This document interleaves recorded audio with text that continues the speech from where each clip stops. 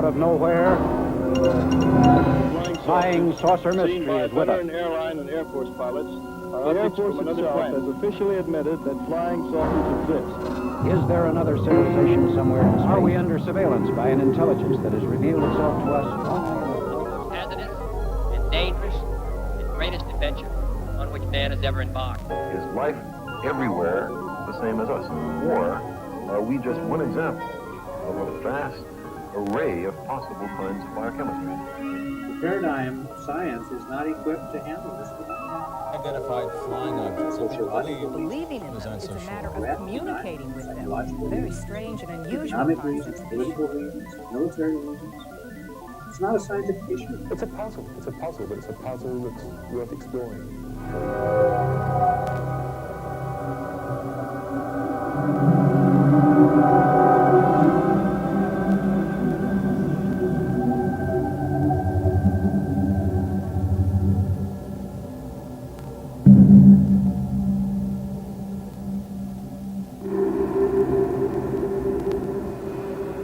Our Earth has been observed by alien civilizations for at least the past 50 years. Throughout our history, each age in our development is characterized by an ignorance about the scope of possibilities not yet understood, that future generations may look back on with a sympathetic smile of condescension. To us, in the 20th century Earth, this might seem magical, but I tell people to maintain some sense, if they can, please ask them to maintain some sense of humility. Because if you were to show this video camera, or a hologram, or a laser to someone only 300 Earth years ago, it would appear to be a magic. It would be considered supernatural. Such is the case with UFOs. To us, they represent intangible illusions between fantasy and reality.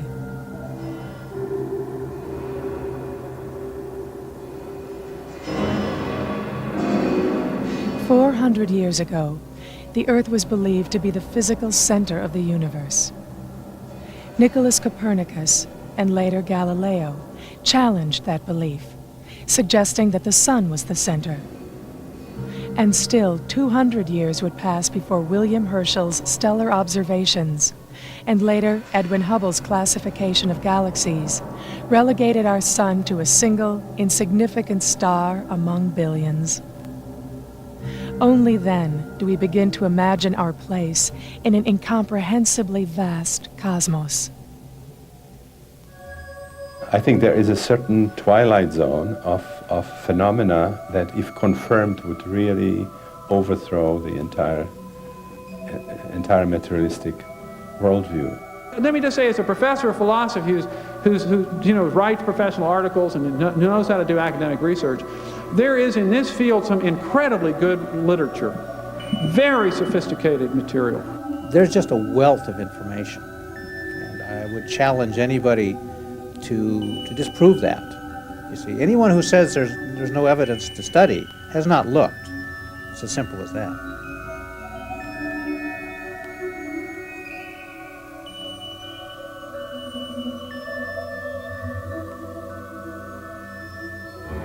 The possibility of a purely psychological explanation is ruled out. The discs do not behave in accordance with physical laws, but as though they were weightless, and show signs of intelligent guidance, such as would suggest quasi-human pilots. The officials in possession of authoritative information should not hesitate to enlighten the public as speedily and thoroughly as possible. Dr. Carl Gustav Jung, 1954. It's just more than UFO crashes and alien bodies. I mean, there's a whole science here. And to quote Dr. Hynek, he said, the UFOs, whatever they represent a science of the 21st century. Right now, we don't have the technology or the know-how to explain what they are and how they do it. Crop circle formations continue to appear on several continents. This is the beginning, a doorway opening to a new science, a new physics, a new energy, a new world. I think very much that's where this is all moving. Thousands of credible sightings continue to persist.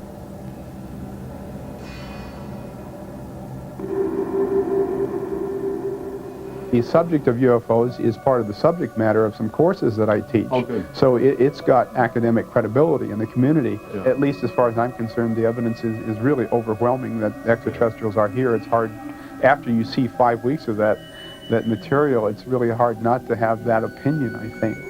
Abduction accounts from around the world, beginning in the 60s with the Hill case, recall exact similarities and also continue to persist. You know, the problem here is in a way, it's the messenger. Here I am, a historian at Temple University. Here, Bud's an artist, Bud Hopkins, and there's Mike Swords, who's at Western Michigan University, and various people saying these things that this might be happening. Is, well, the fact that we are saying it automatically means it can't be happening, because the message is far too big for the messenger. If this were truly happening, we would not be the messengers. The President of the United States, or Secretary General of the United Nations, they would be the messengers, and that would mean it wouldn't be happening. So no matter how much we say it, and no matter how much abductees say it, that automatically means it can't be happening. The UFO phenomenon has been a part of our lives for the past 50 years. With it comes the possibility that we may finally discover who we are and what we humans might accomplish in a vast cosmos, endowed with intelligence. What I always state about this phenomenon is that taken together, the collection of all of the photographs, the videotapes, the accounts that I've been mentioning, the ground traces, the physical marks on people's bodies, the descriptions of the events in the craft, and et cetera, the sightings, all of that constitutes an extraordinary phenomenon. And I think it is indisputable that an extraordinary phenomenon demands an extraordinary investigation. To continue to dismiss the UFO phenomenon may very well be ignoring the most profound occurrences of our times. In our struggle to achieve technological dominance of the physical world, we have endangered not only ourselves, but countless other living forms. And in the process, we seem to have lost a profound sense of our place in the cosmos. The paradigm of science is not equipped to handle this phenomenon. Sociological reasons, threat, denial, psychological reasons, economic reasons, political reasons, military reasons. It's not a scientific issue. So there's a lot that scientific method, as we know, can do to study this phenomenon. But what it cannot do is try to explain the meaning of it or the purpose of it. This must be left to another type of reflection. For the last few years, it's been thinking a lot more about what's happening on this planet and seeing that the evolution of human consciousness has reached a crisis point, which goes along with the time when we have the potential to step out and start exploring the stars.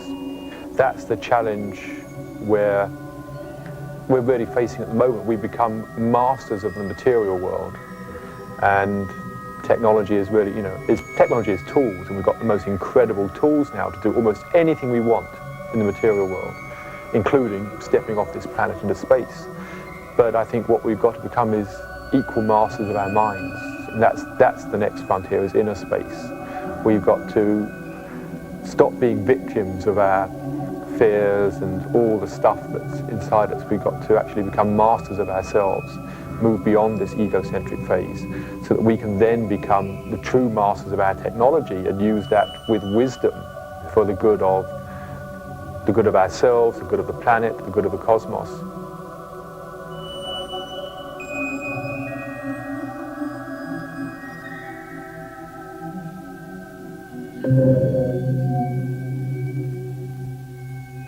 The stories piqued my curiosity, and I began first collecting news clips from the local papers, which published little short news items on them, occasionally. And then I started looking for pictures, and I clipped a few of them out of newspapers and magazines until I ran into somebody that had an actual print. And I went to a lot of trouble negotiating with him to get a copy of that. But once I had one original print, it was easy enough to trade that to the next man and in return for his.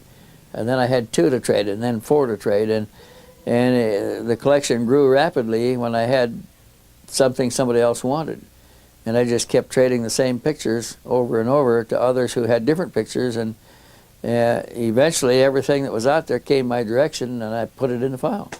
So at the present time, I think there's over 4,000 pictures in the files, and they're all different pictures, but it's purged, pretty well purged. I don't have any in there that I know are fakes or have strong reason to believe are fakes.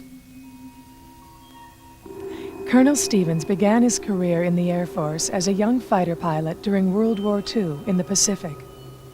An expert in the field of aircraft technology, after the war he was stationed with the Foreign Technology Division of the Air Technical Intelligence Center at Wright Field.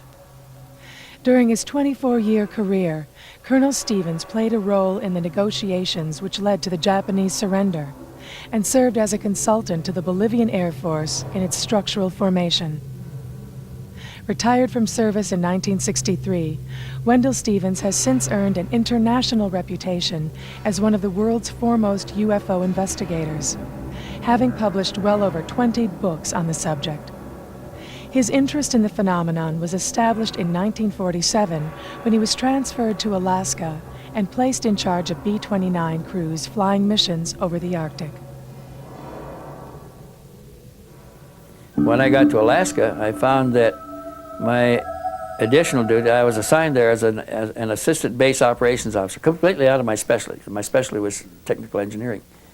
As an assistant base operations officer, and my additional duty was supervising a team of civilian technicians from Wright Field, where I had just come out of, that were installing special equipment aboard the B-29s that were flying their target profiles are over all the B-29 crews had their targets in Russia, and they carried them home with them. They had them with them all the time so they could get on an airplane in 5 minutes and have the targets with them.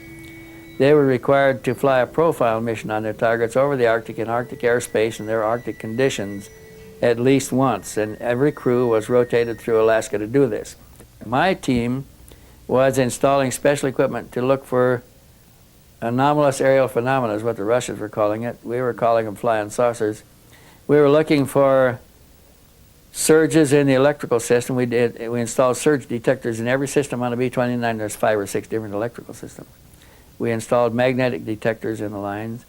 We installed cameras in positions that didn't have, all the gun positions on the B-29 already had 60mm cameras in them.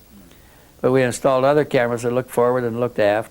We had handheld cameras. We had even 35mm movie cameras and a big 70mm movie camera that could be used.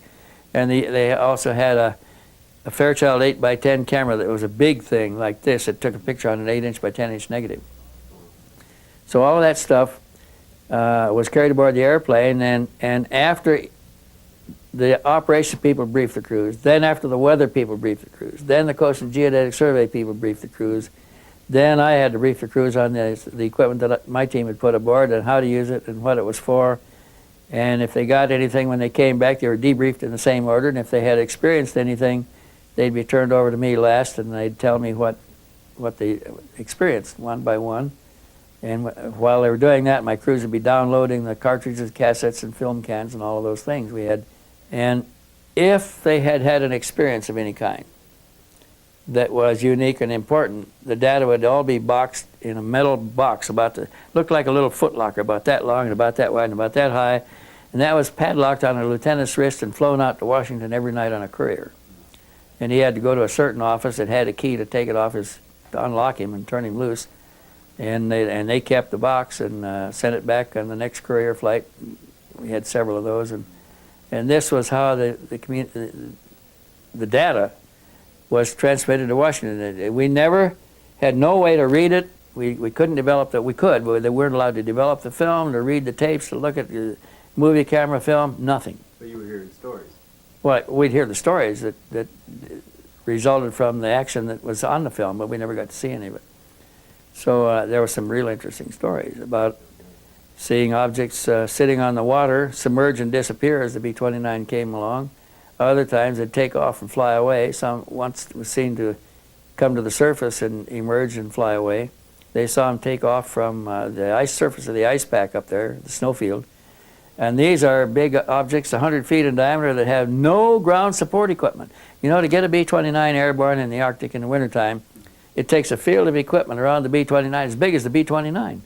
Well, here were bigger craft sitting on the snow up there with no ground support equipment that take off and fly away at high speed.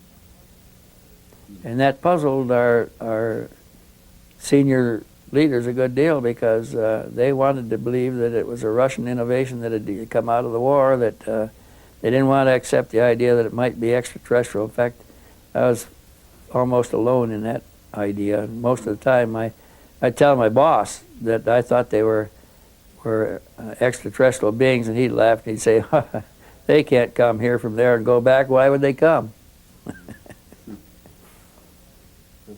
Because cosmic distances are too vast. You know, if it's going to take you 50 years to get someplace and 50 years to get home, who's going?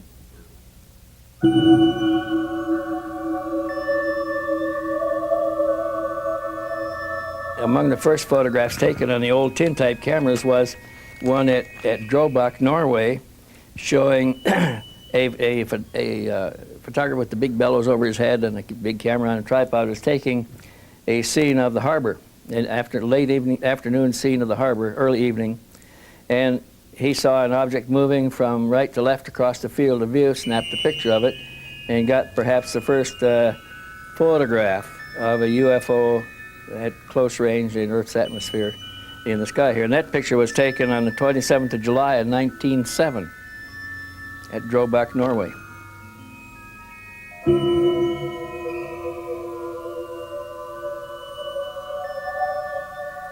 The next picture of importance, and probably the second or third picture of UFOs taken, was photographed by Mr. Alfredo Fandricas, a weekly news magazine reporter for the paper in Fatima, in Portugal. And you know, the apparitions began in September, in August, 13th of August, 13th of September, and the 13th of October. In the first apparition, the children saw the sun swooping overhead, and an apparition appeared, and to 3 shepherd children, they reported that to their priest. The priest went with them the next time. The apparition happened, only the 4 people saw it. They got the word that it was going to happen a third time on the 13th of October. Now, all this is predicted in advance. And by the time of the third anticipated apparition on the 13th of October, there were 12,000 people gathered in the fields there. When the object appeared, it was brilliant, came through they saw a spot, it emerged through the underside of the clouds.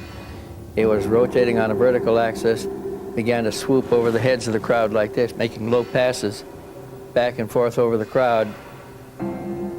Alfredo Fandricas got 2 pictures with his camera of the object in the sky. We have one of them here. It shows up as a brilliant ball of light below the clouds. It's a tin type, so it's not the sharpest picture of all.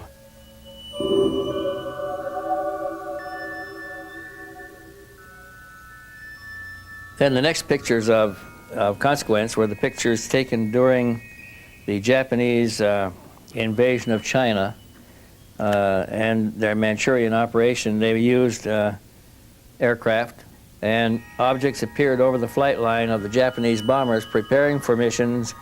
They appeared following the bomber formations in flight.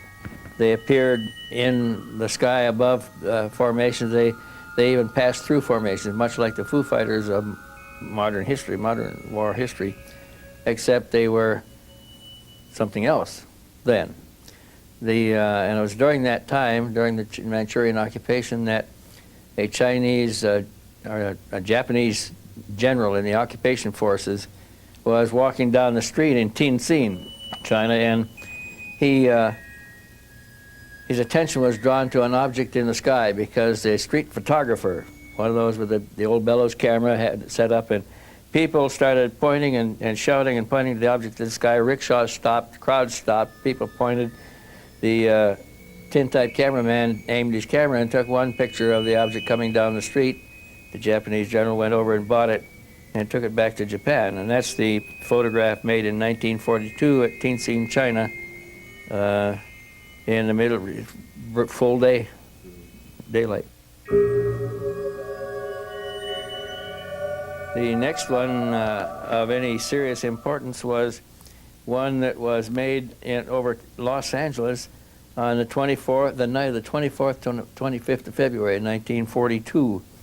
And this was after our war with Japan had started, and we had our cities in blackout at the time. Los Angeles was blacked out every night, San Francisco, San Diego, the whole west coast of the United States. And at early in the morning, like 1:30, 2 o'clock in the morning, disc-shaped objects appeared over the city. And the anti-aircraft batteries turned on the searchlights. The objects passed back and forth through the searchlights, some dozen objects in the sky. They started, anti-aircraft batteries started firing on them, and they fired, golly, they fired 1,430 rounds, anti-aircraft rounds of ammunition. Didn't hit a thing that night. They killed a few people. The falling metal from the anti-aircraft shells killed people, dogs, set houses afire, did a lot of damage, but didn't hurt any, didn't bring down any alien craft.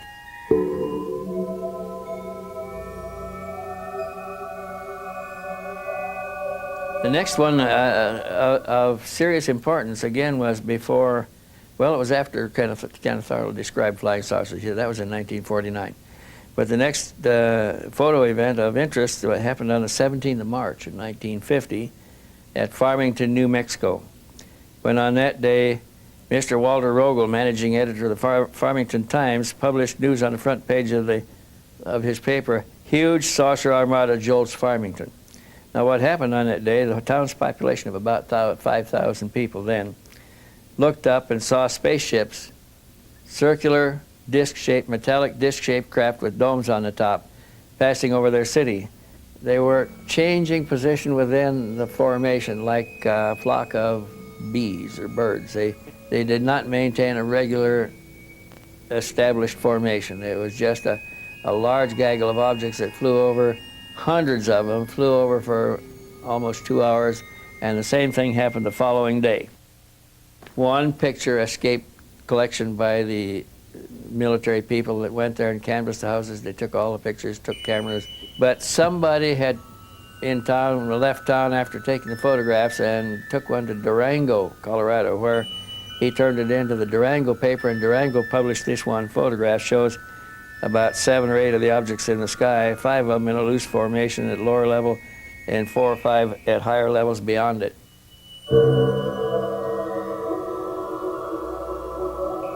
A bird watcher walking in the woods on the 23rd of April, 1950, was crashing through the underbrush, and he emerged into a clear area not far from Redbud, Illinois, facing the southwest. He came into a clearing from the south side, and as he stepped into the open area, he saw a large object hovering just over the scrub bushes there. Now, this was about 30 or 40 feet in diameter, and it was less than 100 feet high. It was below the tops of the trees. And as he stepped into the clearing there, it started to move. Slowly at first, and then faster and faster. He had time to open his reflex camera, where you look in the top, and they're hard to sight in because the scene moves the opposite direction once you move the camera. And he got it open and got one picture, and by the time he could roll the film and get set up again, it had moved so far away he was afraid he wouldn't get it. He snapped the picture. He got a little dark spot in the sky, but it was not very definitive. It was just a dark smudge leaving. The first picture was a good, sharp, clear picture. And he turned it over to the local newspaper, and it was published on the paper. And a few days later, he was contacted by a newsboy who was throwing papers that time of day down the road in a rural area. And the newsboy said that he saw the object coming from the direction of the woods, heading down the highway at about 4 times, 5 times the speed of an airplane. And he looked up at it and saw it, and down the road a little ways, he came on a man and his wife working on the roof repairing it, and he said, "Did you see the thing that just went over?" And they said yes, they had watched it also. So there were other observers that corroborated Dean Morgan's story, and they came out in news reports the following day. So that was an interesting sighting because it represented a type seen rather close up and photographed within 100, 150 feet, 200 feet of the camera.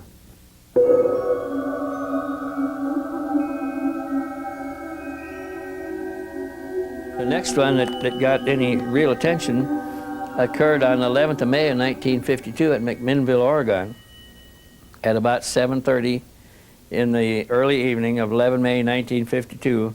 Farmer Paul Trent was in the kitchen of his home when he heard his wife, who called to him from the backyard to come out and see the strange object that was approaching. And he immediately ran for his folding camera and dashed outside to meet her. There against the low overcast sky, he saw a circular dome disc with a tower on top of the dome, a raised cupola. It was moving fairly slow. He had plenty of time to frame it. He snapped the first picture, and then he had to move to his right to snap the second picture. There was no flame or efflux of any kind visible, no sound. It was completely silent. His wife didn't hear any sounds either.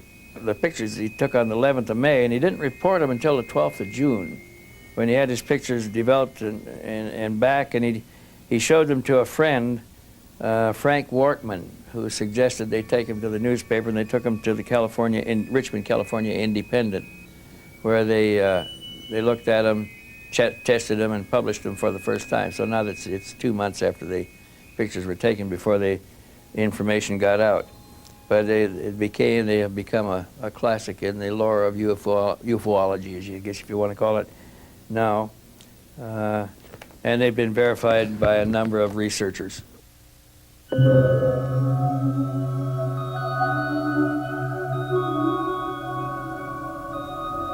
My hypothesis is that these people who are driving these UFOs, or at least the people who designed them, have a technology that's more advanced than ours. I mean, I think that's obvious, that they're more advanced than our technology. Their technology is so advanced that they have figured out a way to artificially warp space-time the way a black hole does, only without all the gravitational effects that rip things apart into their constituent atoms. So that they can actually manipulate. They have some sort of a generator in here so that they can actually produce this field around their craft like a little bubble, a little private universe that they carry around with them. So that they can actually step out of normal space-time into their own private universe and then step back into it at other coordinates.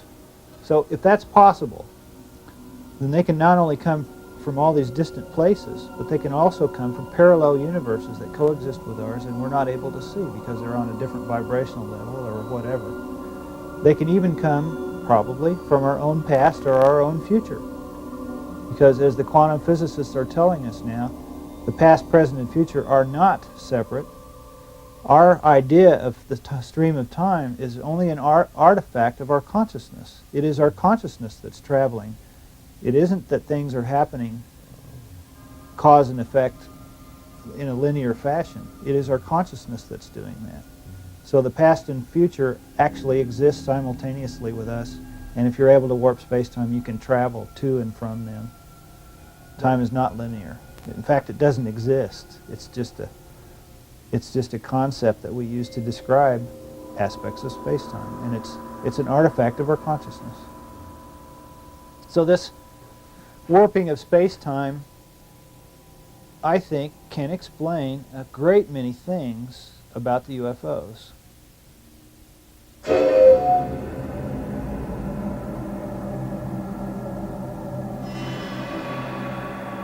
Some remarkable UFO photographs from the early 1950s were taken by George Adamski through his 6-inch telescope near Mount Palomar, California. In many respects, Mr. Adamski can be considered a pioneer in this field, also claiming to have been in contact with the occupants of the craft.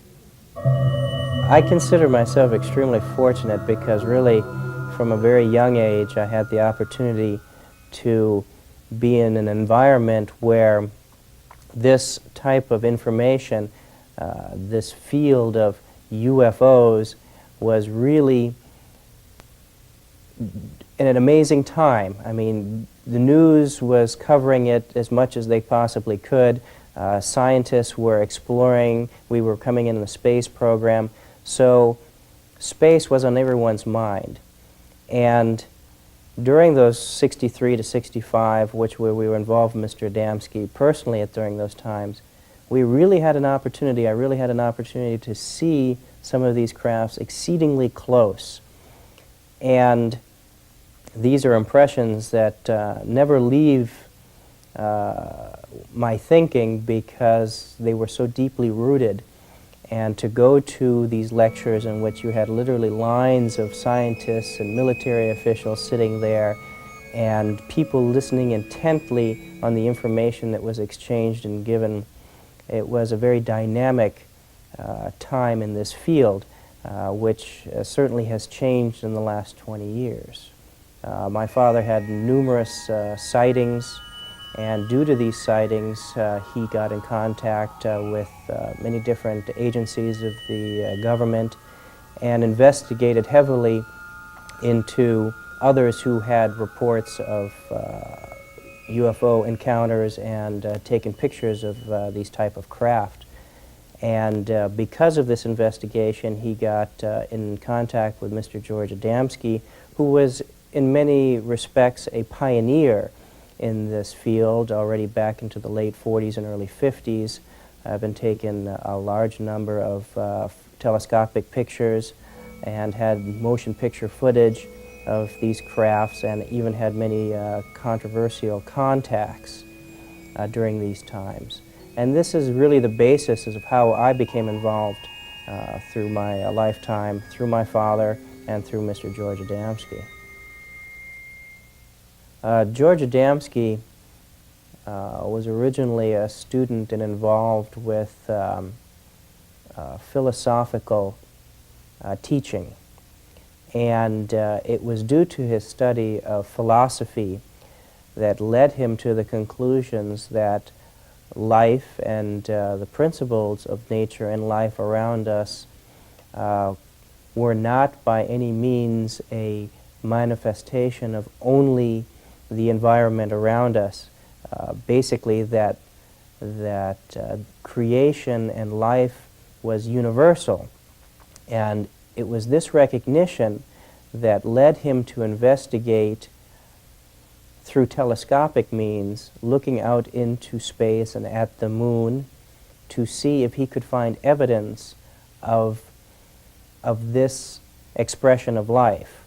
And he was able to, through lunar photography, take some of the very first pictures of spacecraft orbiting the moon and traveling in the Earth's atmosphere already in the late 1940s. Historically, the first analysis, I would say, began with Leonard Cramp, who did orthographic projections on the Adamski pictures. He did comparison analysis on the Adamski scout craft with the Coniston pictures taken by two young teenagers in England several years after he took his photographs, and then also with a Brazilian shot that was taken in late 1954. And based on this orthographic analysis, Dr. Cramp came up with the dimensions and the exact sign and signature of these type of craft, finding them by that technology in the 50s to be authentic. Since that time, Adamski's pictures have gone through biometric radiation tests. MGM Studios did an analysis on the film. They've gone through each decade of technology's analysis, and they have been always found to be authentic and to be some of the best pictures ever taken. And I think one of their strong points was that they are taken 40 years ago, long before the computer technology that we have today, which certainly can composite any type of picture that we wish to.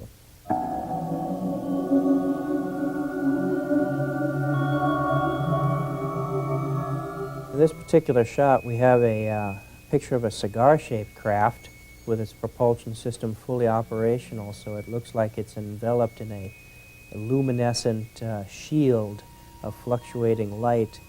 And it's located between the Earth and the Moon. It was taken by a 6-inch telescope Mr. Adamski took in the late 1940s. And this craft can be in dimension anywhere from 1,000 feet to several miles in length. And this craft here is the same type of craft as you see in the picture above, but you can see the outline of the hull itself. And this is in orbit in the Earth's atmosphere. And here is another craft around the moon, and you can see it's trailing behind it the several other craft in sequence as it's around lunar orbit. And here we have another shot around the moon, and you have here half a dozen craft in formation flying along the surface of the moon. In early March of 1951, through his 6-inch telescope, George Adamski was able to photograph a remarkable series of 4 photos as the large carrier-type craft was releasing 6 scout craft.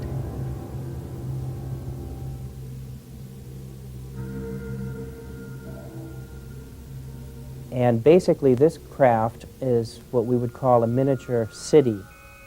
It is in an environment that is enclosed to itself, and these bell-shaped craft, like our aircraft on an aircraft carrier, are housed in this cigar-shaped craft, and so this is used for distance travel through long distances of space. The bright glowing effect of the craft is a result of natural particles in space coming into contact with the resonant field generated by the craft. This effect can also bend the light waves entirely around the craft, causing it to disappear from view.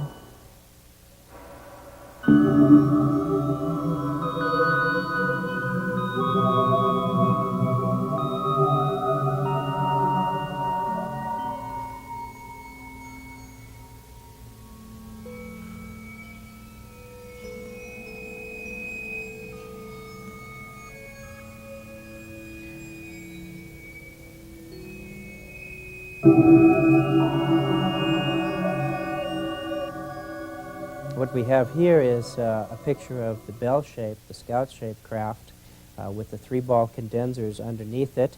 The condensers are a means in which the polarity, the electromagnetic polarity, can be shifted direction, and it's set up triangularly, so by shifting polarity from this angle to this angle, the craft maneuvers in a 3-dimensional field. And around the outside of the cabin area, there are 3 sets of 4 portholes, or 12, and that is common to all the scout crafts that have been photographed anywhere in the world, whether they are Adamski photographs or not. The scout craft never touches the surface of the planet. In other words, when it comes down to land, even when the propulsion system is shut, what you and I would consider off, there's always a trickle charge going through, so it maintains several inches off the surface of the ground. So the 3 balls that you see underneath the saucer portion of it have nothing to do with landing pod, because the craft never rests on the ground. These are part of the propulsion system that help to direct the magnetic field and the magnetic flux underneath the craft. These craft operate on what we would call a pro-gravity field. They do not believe in fighting the principles and the forces of nature, because they are far too strong. What they do is they believe in blending harmoniously in with those forces. And it's very much like you can jump against a ocean current and swim and expand a lot of energy, or you can turn around and let it carry you where it's going. And they follow the currents of electromagnetic energy through space from planet for planet. And this is how they operate. Although George Adamski may be better known for his pictures of extraterrestrial spacecraft, he was far more concerned with letting people know that it wasn't just the existence of these craft that was important, but actually who was behind it and the reasons why these people come to visit us. And I think that is to a great extent lacking today. We hear so many stories of all types of interaction and contacts that are of a fearful or harmful or aggressive nature. And this is exactly contrary to what George Adamski spoke about and what his life work was really concerned with doing, and that was to educate people into the purpose behind these contacts and the reasons that they came to talk to us and the benefits that we as a civilization can derive from interactions with these extraterrestrials. Well, I think I've always been interested in the possibility of extraterrestrials, and I think through my own work with meditation, spiritual investigations, I've come to the conclusion that one thing that all creatures in the universe share is consciousness. All beings, all living beings. We may be different, totally different biologically, I mean, but ants, amoebas, whatever. One thing we all share is that we are conscious creatures. The nature of our consciousness, what happens in our consciousness, may vary enormously, but that seems the common ground, the common bond between us and any other species there may be elsewhere in the universe. And I just, for the last few years, just been thinking a lot more about what's happening on this planet and seeing that the evolution of human consciousness has reached a crisis point, which goes along with the time when we have the potential to step out and start exploring the stars. And it seems to me that any species which gets this far has to take some sort of cosmic intelligence test, which says, are you really intelligent? Are you really wise enough to be able to use your technology for the good of the cosmos, rather than just for your own ego needs? And that's the test we're facing now. And if we fail that test, then I think we will wipe ourselves out or put ourselves back to the Stone Age or something like that. Conversely, if we get through this time and develop the capacity to begin to travel, whether it's materially or psychically, across space, we will have proven that we can move beyond this egocentric phase of consciousness. We will be, to all intents and purposes, saints, wise beings, whatever you want to call it. So conversely, I feel any species that has developed the ability to be in contact with us here, again, either physically, psychically, whatever, must have gone through that itself. It must have passed its own cosmic intelligence test, which means, as far as we are concerned, they must be the level of consciousness of angels or whatever. I think all the stuff about extraterrestrials being malevolent beings, they're coming here to zap us with ray guns, all that stuff is just a projection of our own fears, of our own ego, of our own warlike nature, which we've got to transcend. Any extraterrestrials must have transcended that, or they'd have wiped themselves out. So it seems to me that if we're going to consciously approach them, we need to do so on the level of consciousness, like we would approach some guru or angel or very wise spiritual beings. That's what I think they are, is wise spiritual beings relative to us.